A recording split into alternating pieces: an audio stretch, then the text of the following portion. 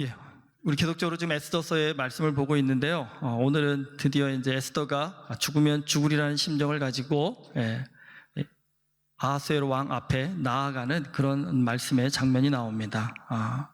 근데 이 에스더가 아하수에로 왕에게 나아가기로 결심하고 나서 모르드에게 이렇게 요청을 합니다. 수산에 있는 모든 유다인들을 다 모아놓고 3일 동안 먹지도 마시지도 않고 금식하며 기도해달라고 요청을 합니다.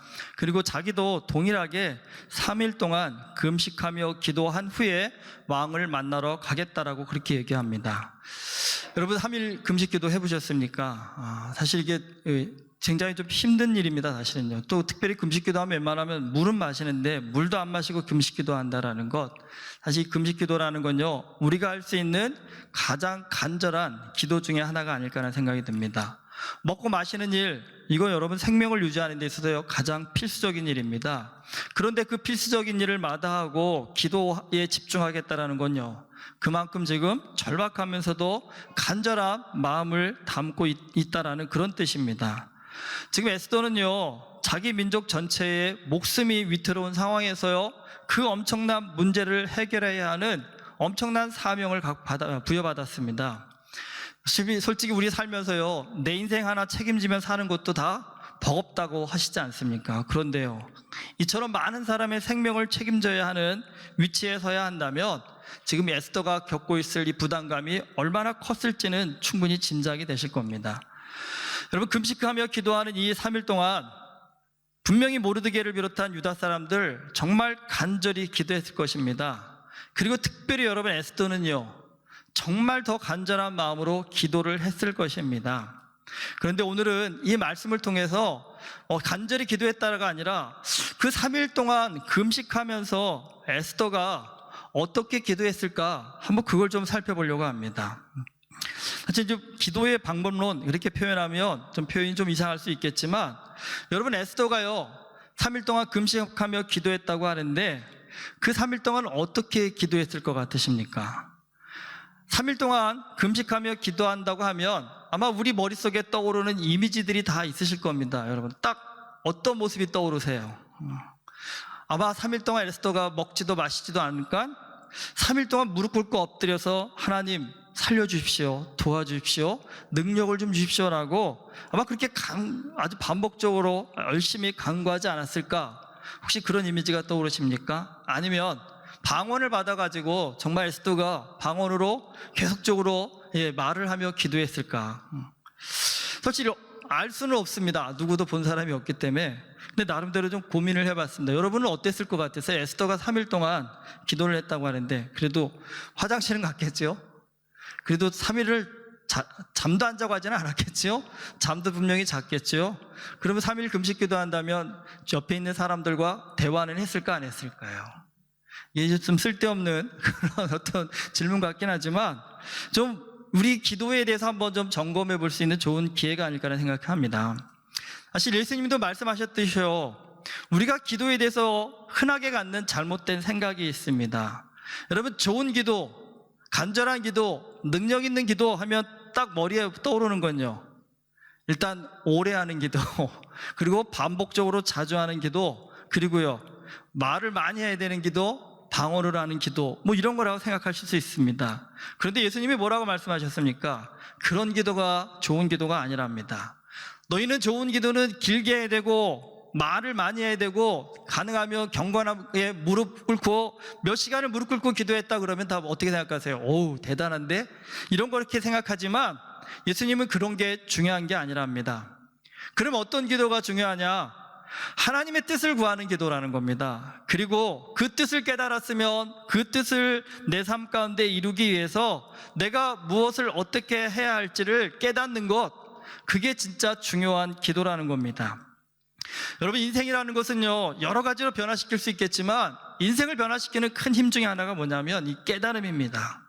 청소년기예요. 부모 속 지질이 섞이며 방황하던 아이도요 어느 순간 좋은 말씀을 통해서 이 깨달음을 얻게 되면요 인생의 태도를 바꾸게 되고 방향을 바꾸게 됩니다.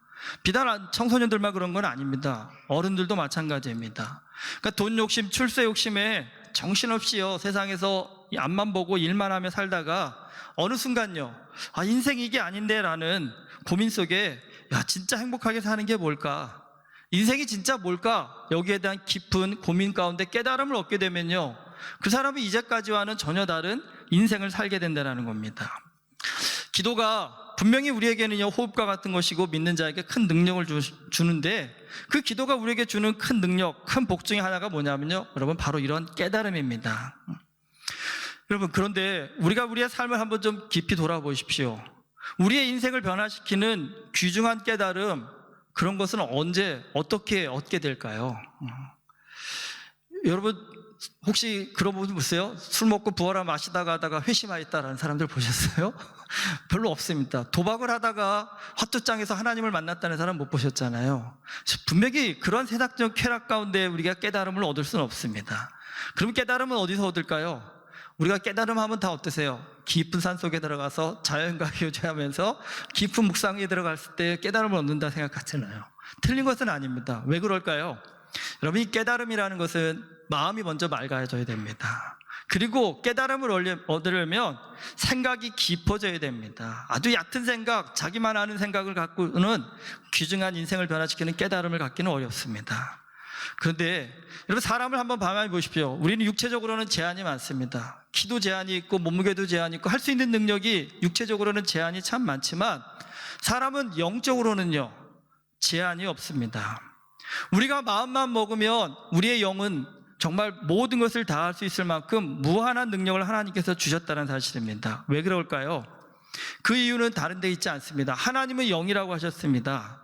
그러니까 그 영이신 하나님을 찾고 그 뜻을 이해하는 데 있어서 우리가 그 하나님을 알아갈 수 있도록 영적으로 무한한 능력을 주셨다는 겁니다. 그렇기 때문에 우리는요 할 수 있는 한 최선을 다해서요 영적으로 성장하고 성숙해지기 위해서 훈련을 열심히 해야 되는데, 그 훈련 중에 하나가 뭐냐면 생각을 깊게 하는 겁니다. 어떤 것이 정말 하나님의 참된 진리이고 능력이고 은혜인지를 생각을 깊게 할 수 있는 것이 우리의 영성을 성숙시키는 중요한 방법이라는 겁니다.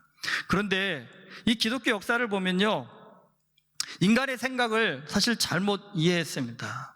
그러니까 오랜 세월 동안 어떻게 이해했냐면 타락한 인간, 전적으로 타락한 인간의 내면에서 나오는 모든 것은 부정하다고 해갖고 인간의 생각 자체도요 다 타락하였다라고 해서 생각하는 것 자체를 터부시하는 그런 역사가 오랜 시간이 흘렀었습니다. 특별히 역사의 암흑기라고 하는 이 중세 천년은요 인간의 이성적 사고를 철저히 억제시키는 그런 시간들이었습니다. 그러니까 이 시대에는 조금만 이성적 사고를 해서 교회가 하는 얘기와 다른 얘기를 하면 그 무시무시한 종교 재판에 회부를 해서 처벌을 받게 했습니다.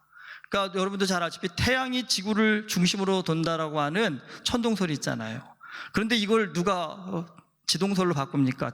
태양이 지구를 중심으로 도는 게 아니라 지구가 태양을 중심으로 돈다라는 이 지동설을 갈릴레이가 주장을 했는데요. 그 갈릴레이가 그래서 종교 재판에 회부가 되었습니다. 그래서 그 재판에서 네가 한 말을 반복하지 않으면, 그러니까 쉽게 말하면 죽을래 살래, 그걸 얘기합니다.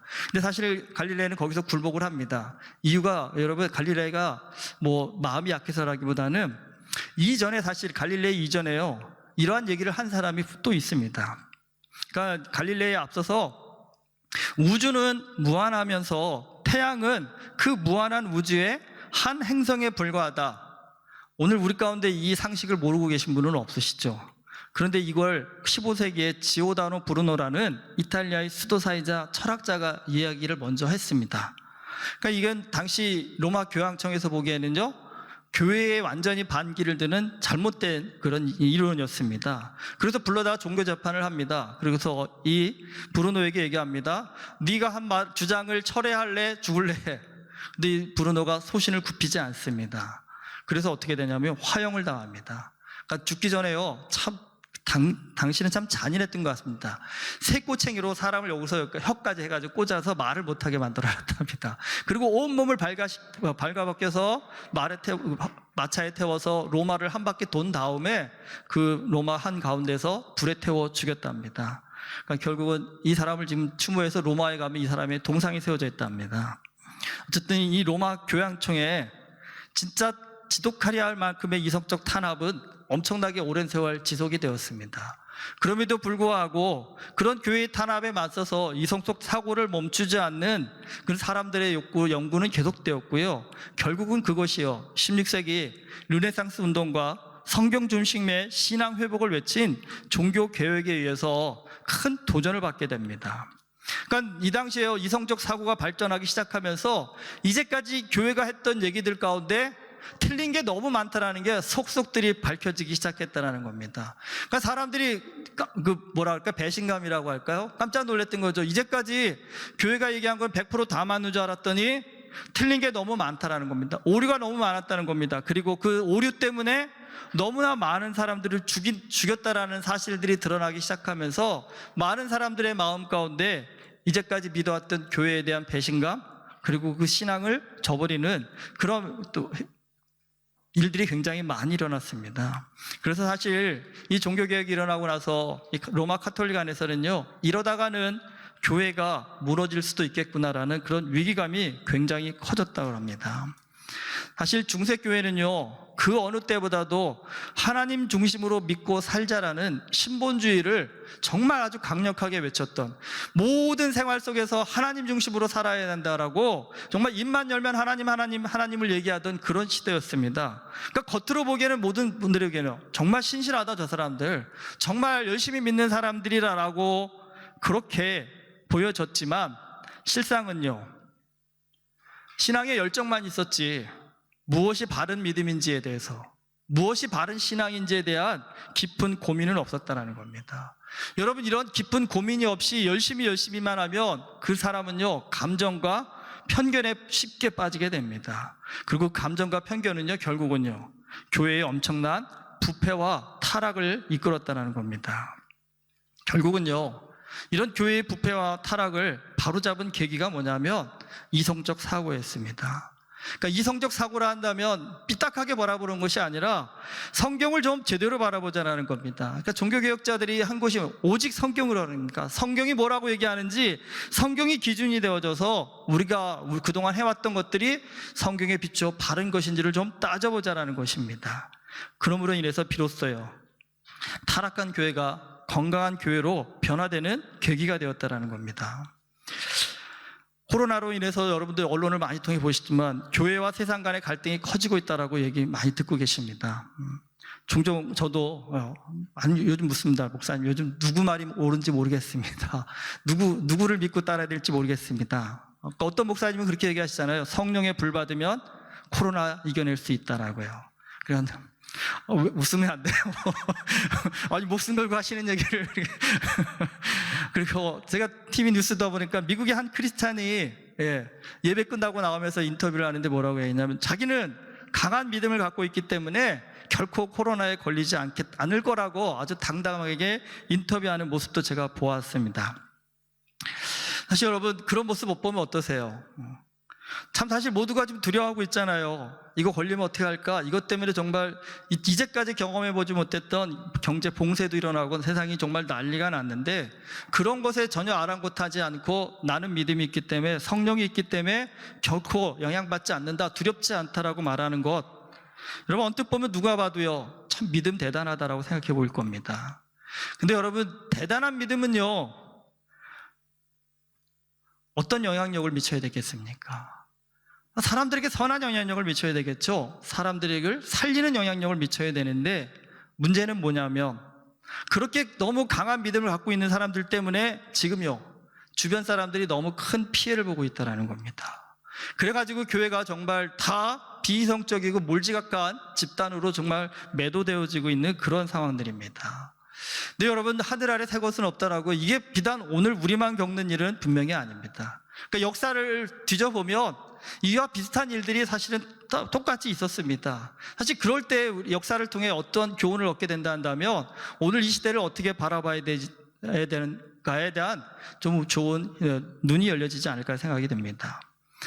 이 비슷한 상황이 언제 있었냐면 13세기에 여러분 유럽에 퍼져서 큰 공포감을 주었던 전염병이 있습니다. 흑사병이라고 들어보셨죠? 바로 페스트입니다. 당시에는요, 이 병의 원인조차 몰랐습니다. 당연히 그러니까 치료할 수 있는 약은 더구나 없었습니다. 사실 오늘 우리는 코로나의 원인이 뭔지 압니다. 그리고 그 병을 예방하기 위해서는 어떤 예방 수칙을 지켜야 되는지도 알고 있습니다. 그리고 지금 세계의 과학자들이 열심히 백신과 치료약을 좀 개발 중이어서 머지않아서 이것을 이겨낼 수 있을 거라는 기대감을 갖고 있습니다. 그런데 여러분, 패스트가 창궐하는 당시에는요, 아무런 정보가 없었습니다. 여러분, 사람들이 왜 죽는지도 모르는데 죽어나간다는 겁니다. 그러니까 역사를 살펴보면 이게 뭐 얼마가 죽었는지 감이 안 올 정도입니다. 그래서 어느 기록에 보면 유럽 인구의 3분의 1이 죽었다라고 하고, 어느 기록에 보면 유럽 인구의 절반이 죽었다라고 얘기합니다. 여러분, 생각만 해도 이게 내가 그 자리에 있다고 한다면요, 이 두려운 일 아닐까요? 3분의 1이 죽었다고 생각해 보십시오. 2분의 1이 죽었다 한다면 우리 여기 있는 사람 둘 중에 하나, 셋 중에 하나가 죽었다는 데는데, 여러분, 그런 상황에서 사실 죽은 사람보다 살아남은 사람이 더 공포겠지요. 그러니까 사람들이 엄청나게 공포에 빠집니다. 뭘 알고 당하면은 좀 이해가 되겠는데, 알지 못하는 상황에서 지금 사람들이 속수무책으로 죽어나가니까 두려워했다라는 겁니다. 엄청난 공포에 빠졌습니다. 그런데 그 당시에 누구도, 어떤 정치 지도자도 어떤 과학자도 여기에 대해서 명쾌하게 답을 줄 만한 그런 상황들이 아니었다라는 겁니다. 그러니까 사람들이 유일하게 의지할 수 있는 곳, 그것이 바로 교회였습니다. 그러니까 뭐 그 당시에는 워낙 교회가 세상의 모든 것을 통치하고 있었기 때문에 세상의 모든 현상이 일어나면 교회에 가서 이게 무슨 일입니까? 라고 물어보는 게 일반화되어 있었기 때문입니다. 그럼 생각해 보십시오, 여러분. 그 당시에 교회가 이 패스트라는 이 질병에 대해서 뭐라고 답을 주었을까요? 오늘날에도 그렇죠. 여러분, 큰 자연재해가 일어나든지 병이 일어나면 흔하게 듣는 얘기 있죠. 하나님의 심판이다고요.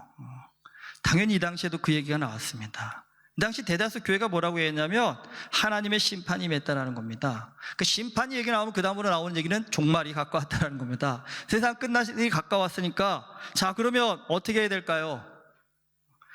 뭐 당연하죠. 회개하라는 것이죠. 그러니까 근데 회개를 어떻게 해야 될까요? 사실 회개하라 하지만 회개도 좀 추상적인 얘기잖아요. 회개를 어떻게 해야 될까요? 이 중세 사람들이 생각했던 회개는요, 고행입니다. 고행. 그러니까 더 자주 교회에 모여가지고요, 더 자신을 괴롭혀가면서 회개의 고백을 하는 것이 하나님이 기뻐하시는 일이라고 생각했다는 겁니다. 그러면서 또 회개를 했으니까 그것을 좀 증거해 보이고 증명해 보여야 되니까 어떻게 되냐면요, 이 당시에 많이 행해졌던 일이 뭐냐면, 이 교인들이 교회에 모여서 회개를 하고 교회의 성직자가 십자가를 들고 앞에 나서면 교인들이 그 뒤를 쭉 따라가지고요, 도시 한 바퀴를 싹 도는 겁니다. 이렇게 그러니까 회개하라, 천국이 가까웠다라는 거죠. 지금 이 질병은 하나님의 심판이니까 너희들 모두 나와서 이렇게 회개하라는 그러한 일들을 굉장히 자주, 그리고 많은 사람들이 모여 거행했다라는 겁니다. 근데 우리가 뻔히 아시잖아요. 이건 전염병이잖아요. 그럼 당연히요, 모이면 안 되고 또 모여서 그렇게 움직이면 안 되는데, 그게 더 그런 일을 하다 보니까 분명히 사람들은 하나님 앞에 회개하고 이 고난으로부터 벗어나기 위해서 이 일을 행했는데, 문제는요, 이 패스트라는 병이 더 퍼져나가기 시작했고 더 많은 사람들이 죽어갔다라는 겁니다. 자, 여러분, 오늘 좀 우리는 그래도 이성 있고 상식이 있으시니까, 자, 이렇게 됐습니다. 교회가 더 자주 모여갖고 더 많은 사람들이 회개 의식을 했는데 패스트로 더 많은 사람이 죽었습니다. 자, 어떻게 이 일을 이해하고 어떻게 좀 이번 그 다음 단계의 답을 내놓아야 될까요? 여러분이 그 당시에 교인이라고 한다면, 지도자라고 한다면 뭐라고 말씀하시겠습니까? 우리가 좀 잘못한 것 같다, 다시 점검해보자, 이게 뭐지? 근데 여러분, 교회는 이럴 때 내놓는 아주 간단한 답이 있습니다. 뭘까요? 당연하죠. 지금 너희의 회개가 부족하다는 겁니다. 너희의 믿음이 부족해가지고 지금 더 많은 사람이 죽어간다는 겁니다. 그럼 여러분 많이 지금 웃고 계시네. 여러분은 배웠다는 증거입니다. 이거는 웃고 계시다는 얘기는요. 근데 이 당시 교인들은요, 세상 말로 하면 이게 먹혔습니다. 진짜 우리가 회개가 부족했다 보다, 믿음이 부족했다 보다, 그러니까요, 이 당시에는 더 두려워지는 거죠. 아니, 교회 가서 기도했는데, 예배 드렸는데, 헌신했는데, 회개했는데 더 많은 사람이 죽어가니까 이제 뭐 종말이 가까웠다고 하는데, 당연히 뭔 생각일까? 이 재산이 무슨 의미가 있겠냐라는 겁니다. 그러니까 많은 사람들은 전 재산을 헌금하면 하나님께서 혹시라도 나는 이 병에 걸리지 않게 해주시지 않을까? 그래서 이 당시에 많은 사람들이 전 재산을 팔아서 교회에 헌금했답니다. 그리고 회개를 좀 더 아주 그냥 철저하게 해야 되겠다 그래갖고요. 여러분들 영화에서 가끔 보시면 채찍으로 자신의 몸을 쳐가면서 피가 튀어나갈 정도로 그 몸을 쳐가면서요, 하나님 내 죄를 용서해달라고, 내가 주님 앞에 죄인이라고 그렇게 회개하는 고행들을 굉장히 많이 했다라는 겁니다. 참 안타깝지요, 여러분. 문제의 원인은 여기에 있는데요, 다른 부분에서 찾았다라는 것입니다.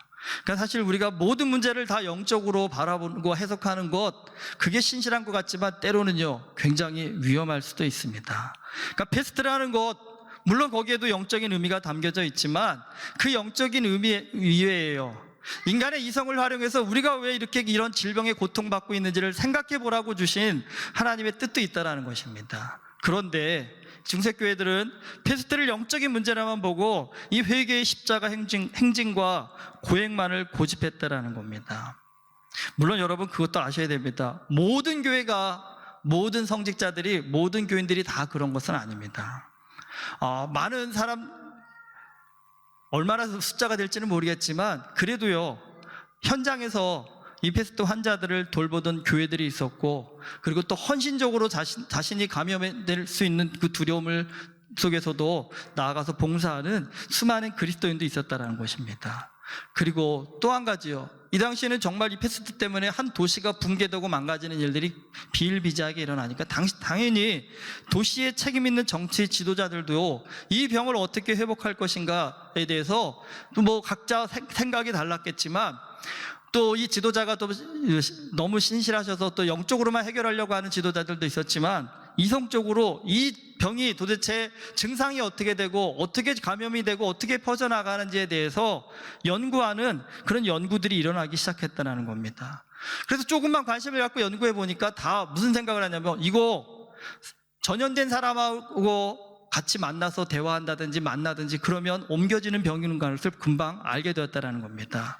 그래서요, 이 당시 많은 도시 지도자들이 오늘날 같이요 많은 사람이 모이는 것을 금지시켰습니다. 그리고 더 나아가서는요, 이 당시는 도시가 성으로 이루어졌지 않습니까? 도시 전체를 봉쇄해서 다른 도시의 사람들이 우리 도시에 들어올 수 없도록 그런 봉쇄령까지 다 취했다라는 겁니다. 그런데 문제는 이 당시 세속적 권력으로부터 예외였던 곳이 있었습니다. 바로 교회였습니다. 여러분, 중세라는 교회의 권위가 오늘날하고는 비교할 수가 없었습니다. 그러니까 오늘날의 그 대통령도 교회에 대해서 함부로 얘기할 수 없을 만큼 권위를 가졌습니다. 그러니까 교회가 세속 정부에서 어떤 정책을 내놔도 교회는 열애였습니다. 그러니까 이런 봉쇄 정책을 내놔도 교회는요 그 정책에서 예외가 됐다는 겁니다. 그래서 세속 정부에서 모임 갖지 말아라, 그 십자가 행진하지 말아라 그래도 교회가요, 우리는 할 거다 하면 막을 수 있는 방도가 없었다라는 겁니다. 어쨌든 여러분, 이 13세기에 시작되었던 이 패스트가 16세기 무려 300년이 넘게 유럽 사회를 괴롭혔다고 합니다. 근데 문제는 그 시간 동안요, 이 병은 우리의 죄로 인한 하나님의 심판이라고 말하던 수많은 성직자들도 이 패스트로 죽어갔다라는 겁니다. 그러니까 여러분, 이제까지 덮어놓고 신앙생활을 했던, 덮어놓고 성직자들을 믿어왔던 많은 사람들이 비로소 생각이라는 것을 하기 시작했습니다. 그러면서 여러분, 이 당시에 어떤 일들이 있었냐면, 많은 사람들이 패스트에 걸려 죽어가는데 유일하게 안 죽어가는 민족이 있었는데 그게 유다 민족이었습니다. 유대인들은 이상하게 패스트에 걸리질 않는다는 겁니다. 그래서 어떤 소문이 돌았냐면, 저 유대인들이 밤에 마을 우물에 가서 독을 풀어가지고 다른 사람들 다 죽이려고 한다고 해가지고 유대인들을 학살하는 그런 광기 어린 행동들도 굉장히 많이 일어났다고 합니다. 그런데 그런 광기 어린 행동을 함에도 불구하고 패스트가 멈춰주질 않자 다시 생각하기 시작한 거죠. 아닌가 보다, 뭐가 틀렸나 보다 생각해 보니까, 가만히 보니까 유대인들이 병에 걸리지 않는 이유가 뭘까를 관찰하기 시작했다는 겁니다. 근데 여러분, 유대인들이 패스트에 잘 걸리지 않은 이유가 무엇인지 아십니까? 바로 레위기서에 말한 정결한 생활을 했기 때문입니다. 그러니까 오늘 우리 다음 주부터 레위기 들어간다고 다 고민하고 계시지만, 여러분, 우리에게 레위기는요, 성경 통독할 때 가장 큰 장애물이고 가장 따분하고 가장 읽기 힘든 성경인데, 역으로 여러분, 레위기의 말씀은요, 패스트가 유행하던 그 당시에는요, 생명을 살리는 정말 직접적인 말씀이었다는 겁니다. 이 레위기서를 가만히 관찰해 보시면요, 하나님이 뭐라고 하시냐면, 하나님의 백성은 제사 때만이 아니라 일상생활에서도 몸을 좀 깨끗이 씻고 위생을 철저히 하라는 말씀이 나옵니다. 그리고 이 피부병이나 집안에 곰팡이가 발생했을 때에 그 병이 전염이 되는지 안 되는지를 잘 살펴서 그걸 대처하라는 얘기입니다. 그러니까 오늘날 우리가 보기에는 아주 지극히 상식적인 이야기인데, 여러분, 이 당시만 해도 지금 뭐 세계 최고의 생활 수준을 누리는 것이 유럽이지만, 이 중세에만 해도요, 가만히 보니까요, 이 중세 사람들이 얼마나 미개했느냐면, 밥 먹기 전에 손 씻으라는 정말 위생의 가장 기본적인 이 수칙도 몰라가지고요, 전염병이에요, 속수무책으로 죽어나갔을 만큼 굉장히 미개한 생활을 했다라는 것입니다. 어쨌든 이 패스트는 유럽 사회에 큰 변화를 일으켰습니다. 그 중에 하나가 뭐냐면, 비성경적이고 비이성적이었던 로마 교황청의 권위로부터 벗어나서 이성적 사고를 통해 문화와 문명을 발전시키는 계기가 되었다는 겁니다. 지난주 출애굽기 통독하면서 31장을 보다가 좀 평소에 많이 읽었던 말씀임에도 새롭게 들어오는 말씀이 하나 있었습니다. 그러니까 회막을 짓고 그 안에 여러 가지 뭐 삽이라든지 꼬챙이라든지 이런 기구를 만들려고 하는데, 그걸 누구한테 맡기시냐면 부살렐이라는 사람한테 맡기십니다. 그런데 그 맡기시면서 뭐라고 얘기하셨냐면, 하나님의 영을 그에게 충만하게 하여 지혜와 총명과 지식과 여러 가지 재주로 정교한 일을 연구하여 금과 은과 노수로 만들게 하였다는 겁니다. 여러분, 하나님의 영이 충만하였다는 얘기는 이게 성령이 충만하였다는 겁니다. 그러니까 오늘 우리가 성령 충만하면 많은 사람들은요, 막 광적으로 기도하고 정신없이 막 방언으로 얘기하는 그런 것들을 떠올리기 쉬운데, 여러분, 오늘 부살렐에게 성령 충만을 주시고 나서 뭐라고 합니까? 연구하여서 맡겨진 일을 감당하였다라고 했습니다. 근데 여기서 연구하다라는 그 단어의 원어를 살펴보니까 그 원어의 뜻이 뭐냐면, 생각하다, 깊이 고민하다라는 뜻을 갖고 있다는 겁니다. 무엇을 의미합니까, 여러분? 성령 충만하면 우리는 신들린 듯이 갑자기 따두닥해서 뭐 삽을 만들어내고 두다닥해서 꼬챙이를 만들어낼 줄 알았는데, 그게 아니었다는 겁니다. 성령 충만을 받고 부살렐이 깊이 고민하고 연구하여서 필요한 기구들을 만들어냈다는 겁니다. 여러분, 에스더가 3일 동안 금식하면서 기도했다라고 했습니다. 여러분, 기도만 했을까요, 정말? 근데 오늘 말씀을 보니까 에스더가 3일 동안 기도하면서 굉장히 많은 생각을 했다는 것을 우리가 유추하여 알 수 있습니다. 지금 아하수에로 왕에게 허락받지 않고 나아갔을 때 왕이 금규를 내밀면 사는 거고 안 내밀면 죽습니다. 자, 그러면 여러분 생각해 보십시오. 하나님이 살리면 사는 거고 죽이면 죽이는 거지, 그냥 담대히 나아가자. 여러분, 이것이 어떻게 보면 믿음 있는 얘기가 같지만, 여러분, 담대히 나아가자 해가지고 에스더가 갑자기 3일 금식 기도한 부시시한 얼굴을 가지고 머리를 하고 옷을 입고 왕에게 나아갔다면요, 이건 미련한 거죠, 멍청한 거죠. 여러분이 에스더라면 기도하면서 무슨 생각이 들 겁니까? 자, 3일 후에, 이틀 후에, 내일 아하수에로 왕을 만나러 가야 됩니다. 우리 아이들 알겠죠? 남자친구 딱 만나러 간다면 뭐부터 생각하니? 화장을 어떻게 할지, 옷을 뭘 입고 갈지, 머리 스타일을 어떻게 해야 될지. 여러분, 에스더는 생각했을까 안 했을까요? 저는 100% 생각했을 거라 생각합니다. 아하수에로 왕이 평소에 내가 어떻게 화장을 했을 때 어떻게 반응했는지, 내 헤어스타일이 어땠을 때 좋아했는지, 옷은 어떤 색깔의 옷을 좋아하는지 에스더가 면밀히 고민했겠죠. 생각했겠지요. 최대한 어떻게 하겠습니까? 속된 말이지만 아하수에로 왕이 에스더를 봤을 때 한눈에요, 세상 말로 뿅 가게 나가야 살 수 있는 상황입니다. 그러면 어떻게 하면 아하수에로 왕이 한눈에 반할 수 있도록 나를 꾸미고 나아갈까? 여러분, 이게 평소에는 사람을 홀릴 수 있을 만큼 꾸민다라는 것이 세속적인 일이겠지만, 지금은요, 아주 지극히 영적인 일입니다. 아하수에로 왕의 마음을 사로잡을 만하도록 외모를 잘 단장하는 일이 지극히 영적인 일이 되었다라는 겁니다. 그리고 또 한 가지요. 뭐 죽으면 끝나겠지만 만약에 금기를 내밀어서 아하스웨로 왕이 어쩐 일을 왔냐고 뭘 원하냐고 물어봤을 때 어떻게 대처를 해야 될까? 아마 에스더도 고민했겠죠. 바로 엎드려 가지고 그냥 울면서 왕이시여 지금 하만이 우리 민족 유다 민족을 다 죽이려고 합니다. 좀 살려주십시오. 그렇게 얘기를 해야 될까? 아니면요, 바로 그냥 뜬금없이 얘기했다가는 아하스웨로가 괜히 황당할 수도 있으니까요. 가능하면 아하스웨로 왕의 마음을 좀 더 오픈시켜야 되는데 그러려면 어떻게 해야 될까? 여러분, 에스더가 지금 그 일을 선택했죠. 바로 얘기 안 하지 않습니까? 뭐라고요? 아하스웨로 왕이 파티 좋아하는 거 너무 잘 알고 있잖아요. 우리 일장에서 봤지만 6개월을 파티한 사람입니다. 그러니까 속된 말로 파티에 환장하는 사람입니다. 파티에 살고 파티에 죽는 사람이라고 해도 과언이 아닙니다. 그러니까 에스더가 뭐라고 합니까? 왕을 위해 내가 파티를 열 거니까 오십시오. 당연히 그 파티에서 에스더는요, 왕이 가장 즐거워할 만한, 가장 좋아할 만한 모든 것들을 즐거워했을 것입니다. 그리고 에스더는 생각했겠죠. 그렇게 왕이 정말 파티에 마음이 흡족해서 기분이 좋을 때에 그 얘기를 꺼내야겠구나라고요. 에스더는 지금 금식 기도하면서 그냥 살려주세요, 살려주세요 주문을 외운 것이 아닙니다. 어떻게 하면 지금 나에게 맡겨진 이 사명을 감당할 수 있을 것인가 정말 깊이 고민하고 생각하고 있었다는 사실입니다.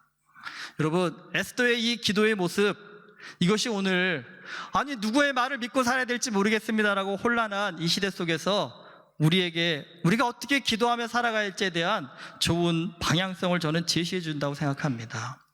흔히 우리는 영성과 이성은 대립되는 것이라고 많이 생각합니다. 근데 여러분, 그렇지 않습니다.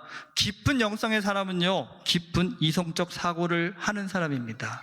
그리고 그 깊은 이성적 사고를 통해서 하나님을 부인하고 부정하는 것이 아니라 우리가 알지 못했던 크고 놀라운 하나님 나라의 비밀을 깨달아서 많은 사람들에게 유익한 믿음의 능력과 은혜를 나눠준다는 사실입니다.